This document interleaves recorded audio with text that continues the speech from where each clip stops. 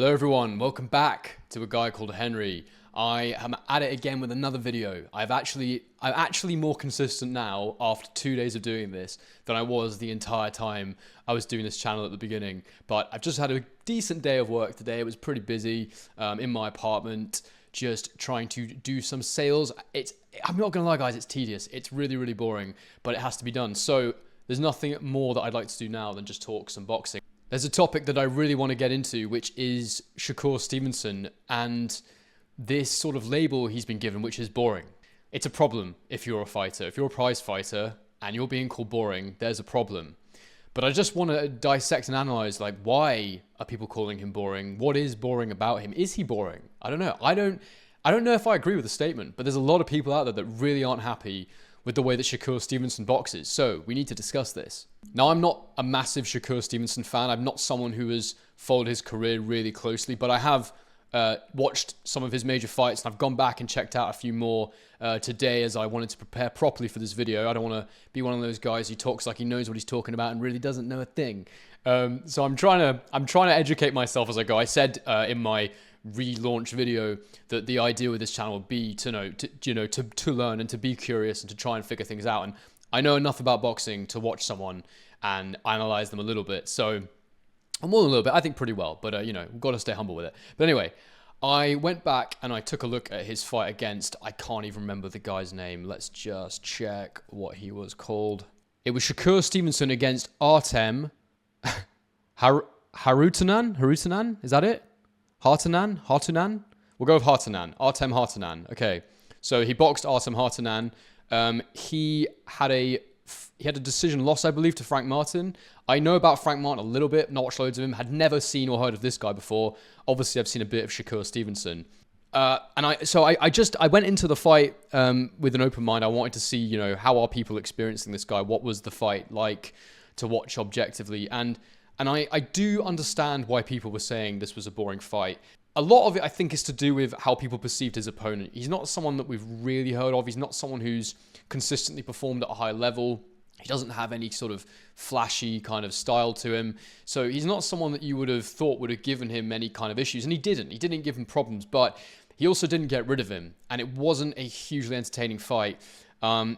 Just to caveat this whole conversation, anytime a fighter decides in the ring that they're not trying to win, it's going to get boring pretty quickly, and it's going to be a difficult watch because, anybody can go in that ring and survive 12 rounds. I'll never forget when Malik Scott went in there against Luis Ortiz and he danced around the ring for 12 rounds, and it was just, it was the most absolutely brutal watch. It was just ridiculous. And you're watching and you go, you want Ortiz to do something, but at the same time, if someone refuses to engage with you, they're not really participating in the bout. And so, there's not a lot a fighter can do no matter how good they are. However, we will analyze this, but I just want to speak generally about Shakur Stevenson and his style to begin with.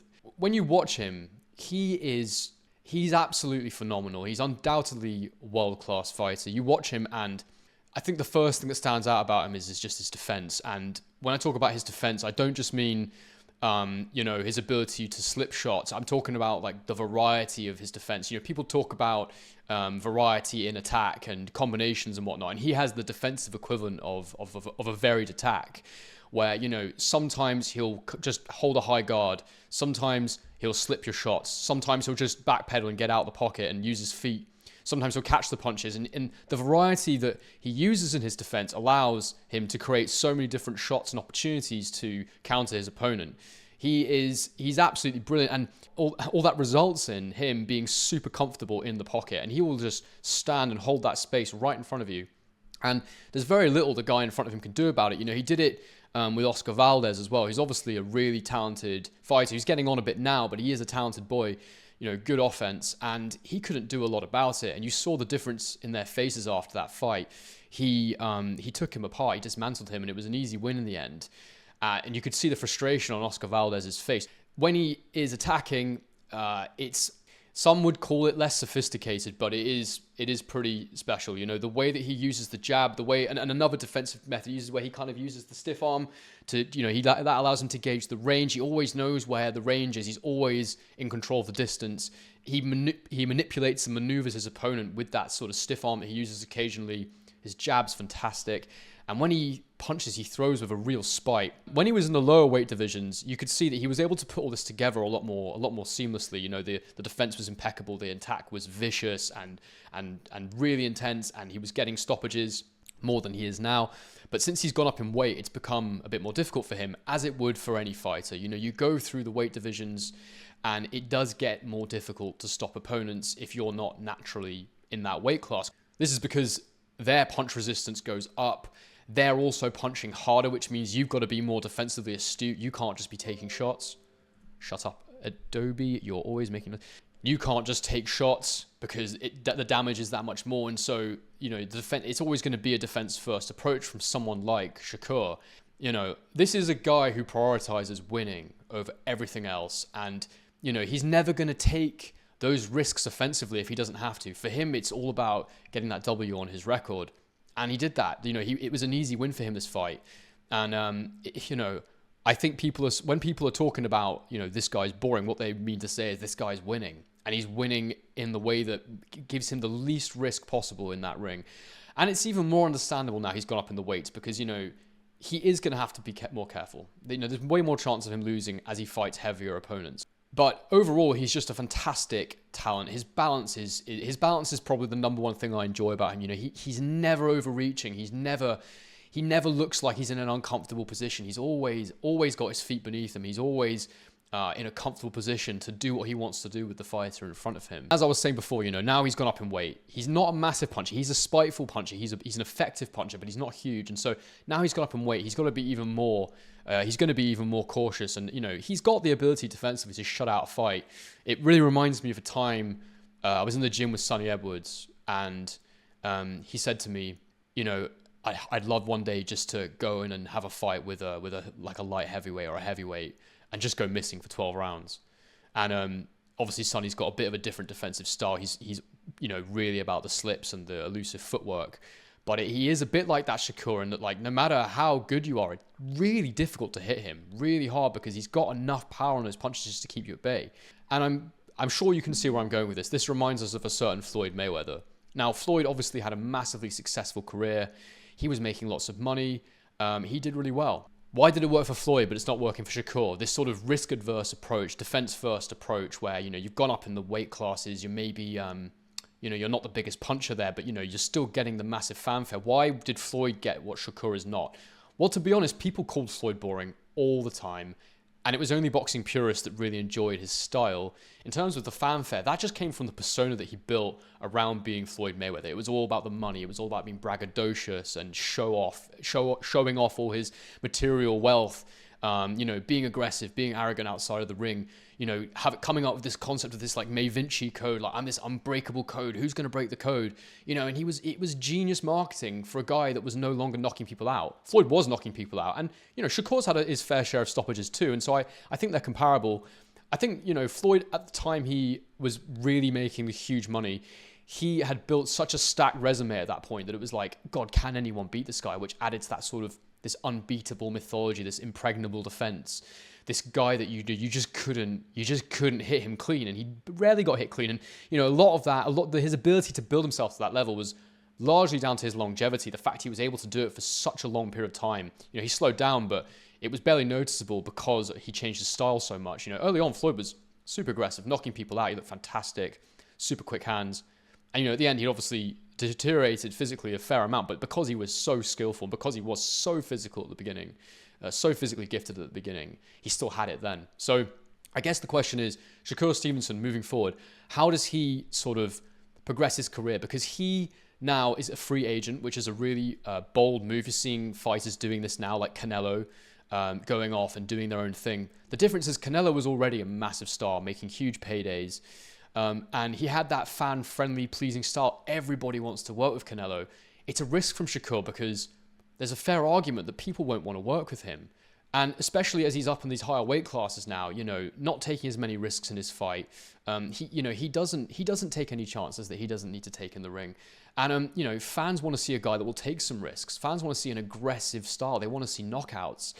And while Shakur is getting stoppages, I mean, if you go back and watch the fight against Yoshino, the knockdown he scored in that fight was eventually stopped, but the first knockdown he scored, it was beautiful. The timing on that counterpunch, the way he manipulated Yoshino to throw off that jab, have his own body in the perfect position. He baited it and he just caught him perfectly, and it's like poetry in motion. It's just like stunning boxing. But and so you can see I enjoy watching him, but he's got to have the right dance partner, and he's got to get some more names on his record so that he can kind of build this profile of someone who is like, a defensive joy, like someone who's fun to watch because he's so good. And can anyone beat him? And it's the excitement around, like, can someone actually take this guy's Can they get to him? The solution to this is he needs fights. He needs big fights. And I think the Lomachenko fight, the Tank fight, either of them would be perfect for him. I think he wins both of them, to be honest with you. Does a promoter want him to win both of those? I mean, Tank Davis is such a big attraction now. He's a star. He wins by knockout nearly every fight. The way that he boxes is really interesting because he doesn't win every round. He doesn't win a lot of rounds, actually, but it's because he's basically downloading that information and he's baiting you and he's setting traps until the point where he basically lets that bomb go and it's over for you. It would be such an interesting fight because I don't think Shakur can be baited into one of those traps, but then maybe he can. That's the excitement of that fight. Tank's the bigger puncher for sure. And his whole style is built around landing that knockout shot, whereas for Shakur, it's more about, I'm going to make sure that I'm as comfortable as I want to be. I'm going to neutralize everything that you do, and then I'm going to hurt you. I'm going to hurt you with spiteful shots. And so it's a really interesting matchup, and I don't know which way it goes. But if you're a promoter, like, do you care? Do you want to make that fight? Because if Shakur wins, what have you got on your hands? It's difficult. And if he's a free agent as well, where's the investment? I don't know what the pay-per-view buys are, but he's going to rely on that to progress in his career. I would love to hear from you guys. Can you tell me anything about his pay-per-view numbers? Can you tell me anything about his commercial viability? I mean, if we just look at his socials, what kind of a following does Shakur have at this point? It's always interesting just to have a look at that. 1.2 million, so that's pretty good. I don't know. Look, obviously someone on the business side of things has said to him, Shakur, you're commercially powerful enough that that moving forward, you can go solo and do this without a full-time promoter. Maybe he'll do contracts. Maybe he'll do sort of what Canelo did, 3-fight deal here, couple fight deal over here. I like it. I like the ambition for him as a fighter to go as a free agent. I like the ambition in being able to make the fights he wants to make. I just worry that fighters might not fight him, basically, and promoters might not see him as a risk worth taking.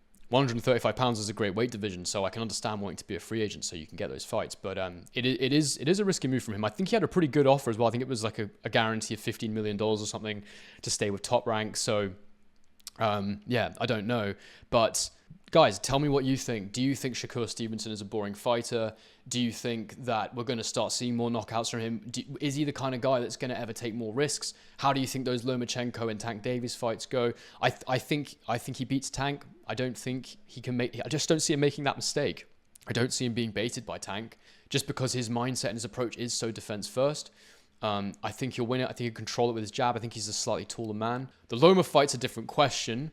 I think his freshness will allow him to win that fight, but I'd love to see that fight. That would just be skill for skill, fascinating to watch.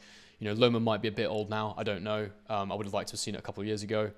But just in terms of the technique that would be on display, I can't see Loma not hitting him. So that'll be interesting to watch. But I also think Shakur is such a sharp shooter. We saw the way Teofimo Lopez was able to deal with Loma that night. I could see Shakur putting on a similar performance. But guys, let's get in the comments, get involved. Let me know what you think. Is he boring? My verdict is no. I think he's really cool to watch. I think he's a really, really good fighter. I think his style's not the most exciting, but I'm a boxing nerd. I like watching skillful fighters, so it's cool. It's fine for me. But I think the important thing for a guy like that is you've got to be at least fighting big names, because when you get a guy that goes in there with you, like his last opponent, who doesn't put on the show that you want, who doesn't give you enough stuff to neutralize and to counter off, it's never going to be a good watch. And people expect so much from you. They expect that knockout, if you're fighting someone who they don't deem to be a real challenge. So it didn't do him any favors having to fight that fight. I also heard, actually, just to mention this, that the commentators on ESPN were sort of saying, they're booing Shakur out the arena, when they were saying he was actually booing his opponent. And there's sort of a discussion around, like, because he was leaving, did they decide to paint him in a bad light? I don't know. But you know, it is what it is. It's boxing. Everyone's got their agenda. So anyway, guys, get in the comments. Please like the video, subscribe if you enjoyed this, and on to the next one. Cheers.